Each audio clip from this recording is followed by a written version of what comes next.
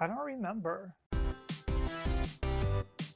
In my head. Hello everybody, welcome to In My Head. Two quick things. The first, I'm from the United States of America, so if you're from a different country or a different culture, the things that I say here, they may not apply the same for you.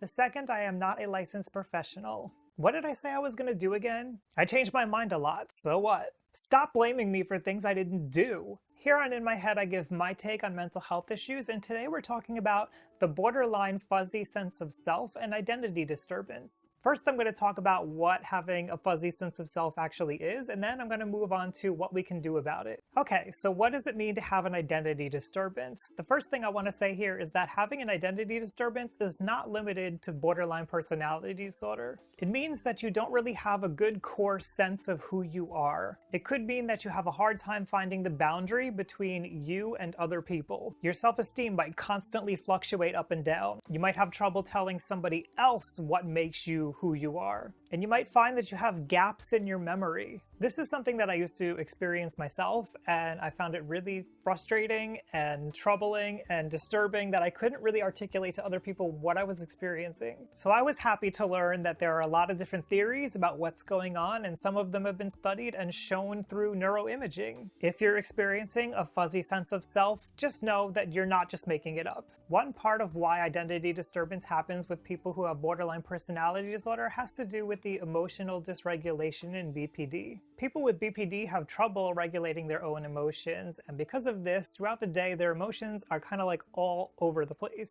And when your emotions are constantly varying all over all the time, it's really hard to see a core, stable sense of yourself in this chaotic mess.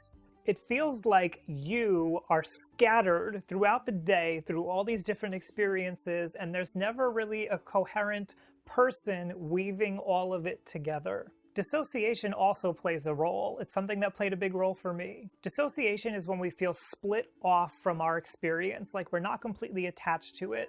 Sort of like when we're daydreaming. More extreme forms of dissociation, though, could be things like dissociative amnesia, where there's chunks of our memory, chunks of time missing, or depersonalization, where we don't really feel like we're connected to who we are. Dissociation might account for some of the gaps in our memories, and it can also explain why there are some holes in the way that we see ourselves. People with borderline personality disorder, they often have trouble with disinhibition. Specifically, they have trouble with impulsivity. They act impulsively. This means that they might jump into taking action and jump into situations without really thinking carefully about what that's going to mean for them and what the consequences might be. This may reflect a difficulty with imagining ourselves in situations and imagining ourselves in the future and feeling connected to that. If we have difficulty extending who we are today into that future and seeing ourselves throughout time, that can help explain some of our identity disturbance. When somebody with a fuzzy sense of self is asked to recall memories, sometimes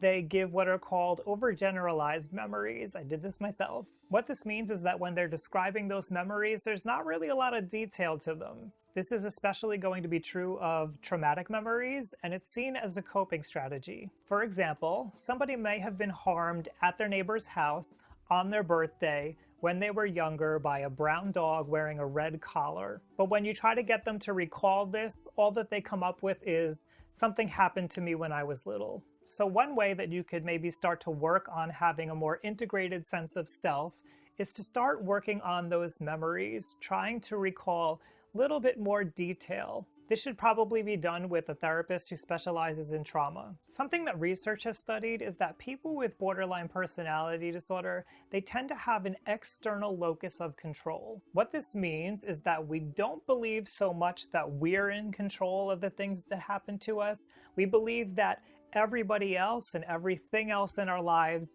is in control. And that can include our emotions. We may feel like we're at the mercy of them. Feeling like everything else outside of us is responsible for what happens to us can lead to that emotional dysregulation that I was talking about earlier. When you put control of your life in the hands of everybody else around you and everything that's happening around you, you dislodge a part of your identity from your experience. And this goes along with the concept that I was reading about in a paper that I found fascinating that I'm going to link to down below if you're interested. In the paper, they talked about how they believe that agency is a good way to deal with identity disturbance. Agency basically means that you assert yourself and you make choices for yourself.